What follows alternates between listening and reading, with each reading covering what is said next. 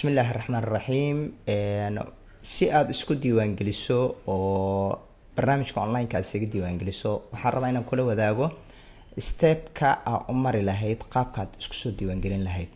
ugu horeyn waxaad tagaysaa computerkaaga haddii browserka oo kan hadda hoos yaalo kale ama uu kugu jiro ama kan uu kugu jiro desktop aad isticmaalaysid, kanaad furaysaa lacala marka haddii Facebook oo kale aad ku jirto, facebookkaaga dhexdiisa waxaa ku jira meel oo search la yiraahdo oo wax laga raadiyo aan taqaanin almost meesha sax ku qoraysaa taleex automatically marka waxa ku soo qormaya taleex professional college ka marka click siiso waxa sii furaysaa taleex professional college halkaan ku dhufanaysaa.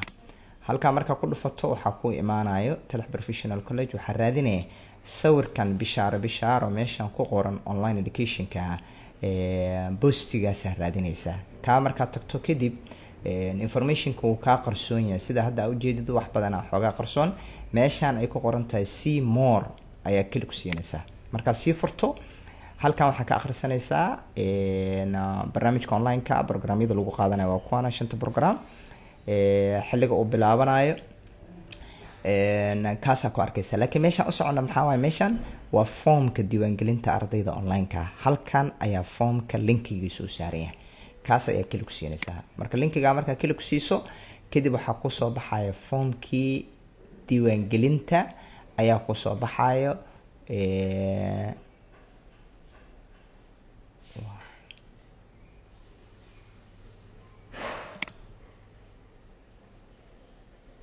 okay.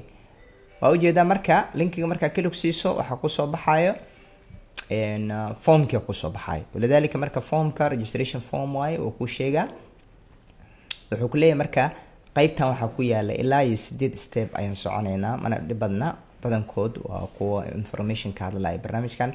next ya leenahay next markaan dhahno meeshan video ku yaala video wuxuu ka hadlaa online-ka iyo waxa soo ka hadlaa next siide. next marka sii dhahdo kadib waxa tagaysaa qaybtan la yiraahdo hadana next programyadii ayaa meeshan ku arkaysaa kaasa waxa ku sameeynay next marka sii dhahdo hadana mar kale next ya leedahay.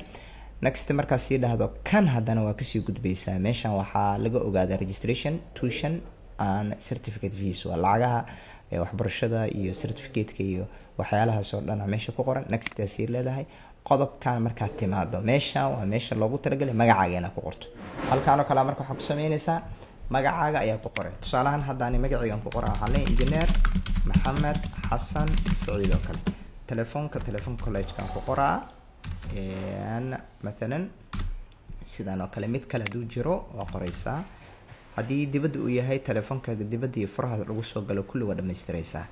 مثلا hadda sidaan oo kale marka sida u qorto email-kaaga qoraysaa. hadaan email-kaana qorayna talexbc@gmail.com. inta marka sida u qorto kadibna waxa leedahay next ya leedahay. next marka dhahdo halkan wuxuu ku leeyahay fadlan dooro level of education. box kana marka waxa ku jira primary ma tahay, secondary ma tahay, bachelor ma tahay, master ma tahay, mise PhD waxa tahay adiga ku qoranay. lacala hadii bachelor tahay bachelor aad dooranaysaa, hadii secondary tahay secondary aad dooranaysaa. next marka dhahdo kadib waxaan ku weydiinaynaa programkan sidee u aragtaa. daarta af Soomaaliya ku qori kartaa, daartana English ku qori kartaa. soo marka waxa waaye waa barnaamij aad loo sugayay aniga sana ku qoray.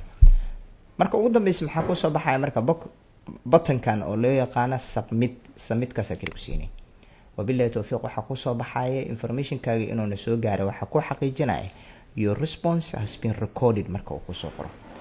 inta kaliya waa qaabka la isku soo diiwaan gelinayo. marka sida isku soo diiwaan gelisiin kadib insha Allah ta'ala anaga idin soo xiriireyna idin sheegayna qaabka iyo casharada soo gaarayaan iyo sida interaction-ka isku la sameeynayna.